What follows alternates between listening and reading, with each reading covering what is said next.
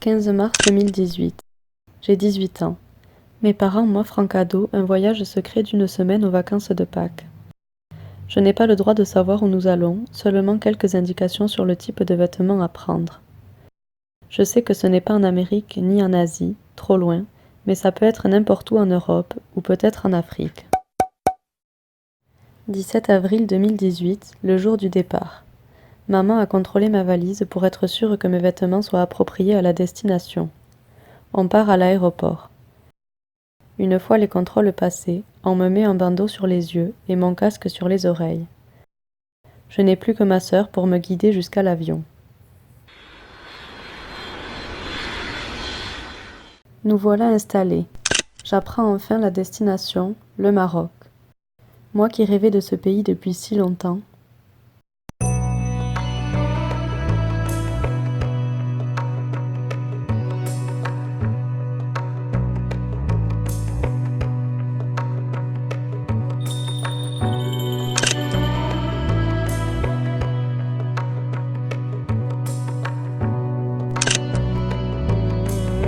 Il fait chaud.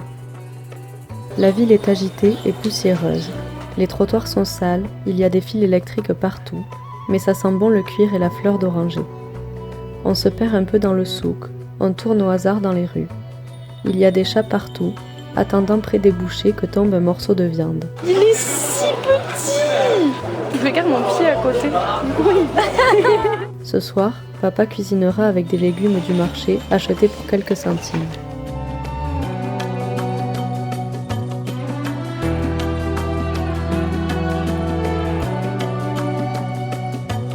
On visite une tannerie de cuir où un guide nous explique tout le processus. L'odeur est tellement nauséabonde, renforcée par la chaleur, qu'il nous donne des feuilles de menthe à garder sous notre nez.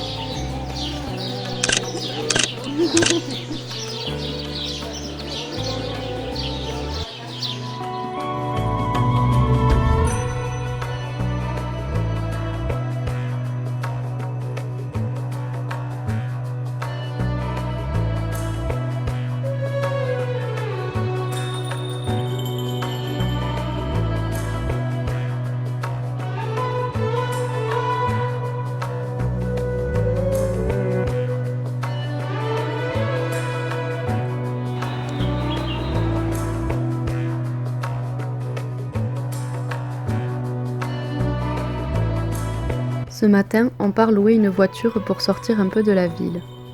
On part se balader dans les montagnes alentours et je suis impressionnée d'y voir autant de verdure. Je m'attendais à un paysage sec, mais il suffit de rouler quelques minutes hors de la ville pour voir le paysage se transformer complètement, laissant place à des champs d'oliviers et de fleurs. C'est magnifique de les voir de loin, on dirait des patchworks tant c'est coloré. Les habitations se font de plus en plus rares et de plus en plus sommaires. Des constructions de tôle ou de terre, mais toujours avec une parabole et des fils électriques.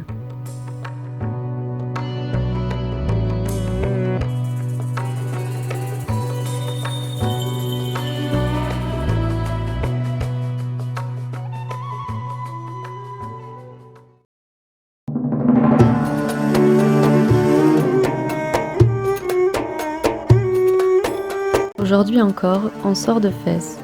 On part visiter les petites villes alentours, dont Meknès, et on s'arrête au passage se balader dans des parcs. Il y a encore des coquelicots partout, ainsi que des bleuets et autres fleurs sauvages. On pique-nique pas loin d'une grande cascade où on croise un monsieur et son fils. Même ici, au milieu de nulle part, il nous propose du thé et nous montre le petit feu qu'il a allumé spécialement pour sa théière.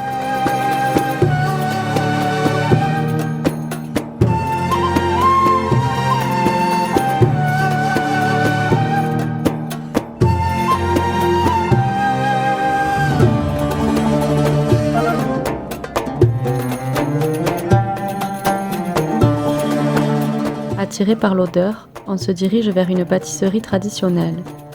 On peut voir les femmes à l'œuvre et je suis impressionnée par leur rapidité. Leurs gestes répétitifs m'hypnotisent. On achète un carton plein de pâtisseries pour quelques centimes. On continue notre chemin vers une grande forêt où on peut observer des singes. Ils s'approchent très près de nous quand on leur propose de la nourriture, mais s'éloignent aussitôt leur butin récupéré.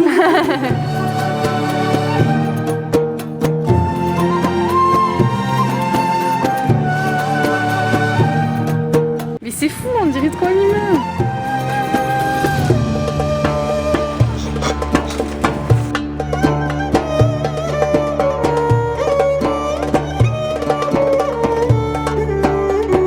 Plus loin dans la forêt, les arbres sont gigantesques et la lumière filtrée par les feuillages donne au lieu un côté féerique.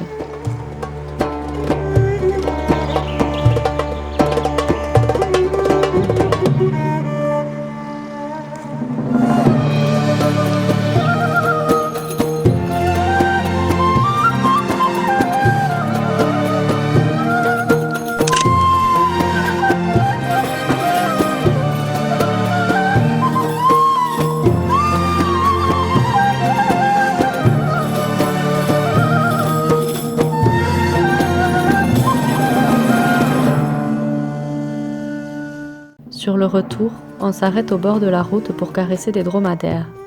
Leur pelage est aussi moelleux que celui d'un mouton.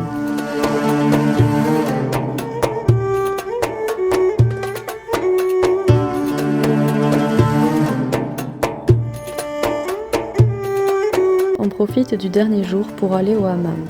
On se fait faire un gommage du corps et un massage à l'huile d'argan. On rentrera en France avec la peau plus douce que jamais. On fait ensuite un dernier tour dans le souk où on achète les souvenirs repérés dans la semaine. On s'imprègne une dernière fois de toutes les couleurs, de toutes les odeurs et de tous les bruits.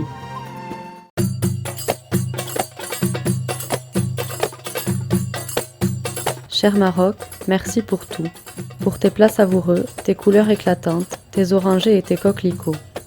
Je repars la tête pleine de souvenirs, enrichi de ce voyage si différent de ce que je connaissais.